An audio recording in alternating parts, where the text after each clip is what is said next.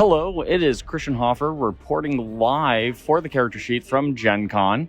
So you may be wondering, why am I hiding out in a hallway literally at the convention center? Well, it's because I have just had the most amazing experience. I have gotten the chance to try out Daggerheart, the upcoming tabletop RPG published by Darrington Press that is intended to be a long-form fantasy style campaign game. Now, Daggerheart, the lead designer is Spenser Starke, and he actually went through and showed me and a handful of other people, including a special guest player, one Mr. Travis Willingham, exactly how to play Daggerheart and what fans can expect. Hot damn! The first thing I can say is it is nothing like Illuminated Worlds and Candela Obscura. That's not a knock on Candela Obscura, but it is very much a game in which there are very defined rules.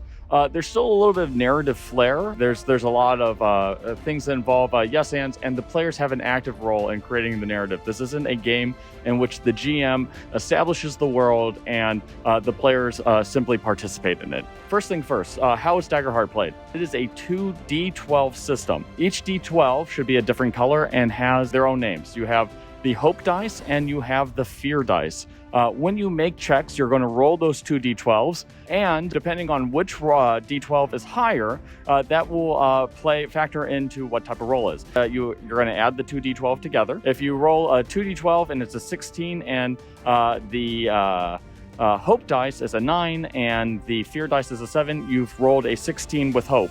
And likewise, if it's a 9 on the Fear dice and 7 with the Hope dice, it is a 16 with Fear.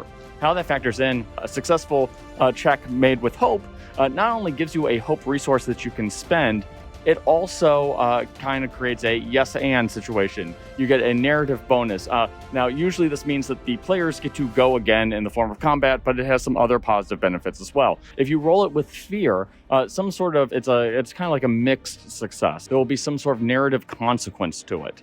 Now, character creation is really interesting. It's a modular setup. It reminded me just a little bit like Gloomhaven in a lot of ways, but without like the card play situation.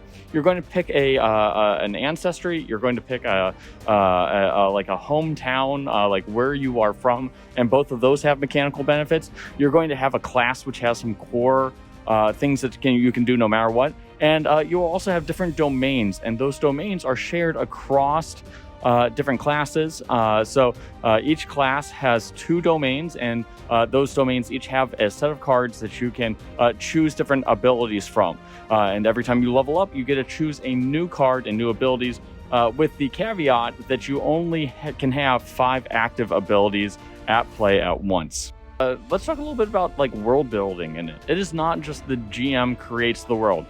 When you are playing through this game, the GM is going to ask the players different questions about the world and kind of collaboratively create the world. So, you might be asking, what city are we in? And it will be up to the players to kind of describe the city, name the city, and provide some like instant stakes to the city. The players will be describing the major NPCs and different things like that. Now, that doesn't mean that the GM doesn't have some control over the narrative, but this type of narrative setup allows the players to have instant stakes within the game.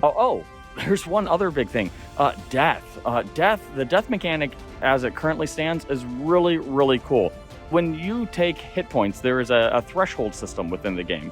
So when you take damage, there are 3 different thresholds. And when you roll damage, you're going to roll your D8s, you're going to roll your D10s, D6s, even D20s. And depending on what you roll with those dice, that's how much damage you take. Now, if your damage roll is greater than a certain number, you will lose so many hit points. So there are 3 separate thresholds, and depending on the thresholds could be something like 7 or 10 and then 15. And any damage done that's under 7, you won't take any damage. You'll instead take a point of stress. If you take somewhere between 7 and 10, hypothetically, you'll take 1 hit point worth of damage. Now, when you die in this game, instead of making death saving throws, players have 3 different options. They can go out in a blaze of glory, which grants them an automatic critical success and, somehow impacts the game in that way, but their character is dead. They can choose to lose hope, which means that this hope resource that we're talking about, which can be spent to fuel different abilities or to aid other players or to even aid themselves, they permanently lose one of those and you get a certain amount of hit points back. And the third way is that you can choose to risk it all, roll your hope and your fear dice, and whichever one is higher, that will determine if you live or die. So no death saves, and death really has a narrative consequence. So I could talk so much more about this game, but I'm literally sitting on the floor at Gen Con.